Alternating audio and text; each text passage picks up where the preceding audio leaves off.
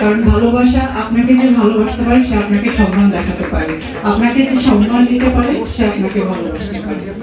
আর সেই জায়গা থেকে যদি বলি, আমি একজন মেয়ে, আমি একজন নারী, আমি কারোর স্ত্রী এবং কোনো সন্তানের মা। সে জায়গা থেকে অবশ্যই আমার মেয়েরা, আমাদের রানীর আসনে আসা উচিত, আমাদের থাকা উচিত। আর বড় করে বলতে গেলে আসলে অনেক কিছু বলতে হয়, তারপরেও কিছু কিছু জিনিস আসলে যেহেতু মেয়েদের প্রোগ্রাম, নারীদের প্রোগ্রাম, কিছু বলতেই হয়। যে কোনো প্রতিষ্ঠানে যেখানেই হোক না কেন, দেখা যায় যে আমরা যেটা দেখি বা বুঝি বা শুনি, একটা প্রতিষ্ঠানে একটা ছেলে সিইও পজিশনে থাকে, ম্যানেজিং ডিরেক্টর পজিশনে থাকে, আর সেই জায়গায় আমি মনে করি যে একটা মেয়েও তার যোগ্যতাতে সেই জায়গায় বসার মতো ক্ষমতা রাখে, এবং আমরা করছি, এটাই পাচ্ছি। সো সবাই ভালো থাকবেন, আমার জন্য দোয়া করবেন, আমার সন্তানের জন্য দোয়া করবেন।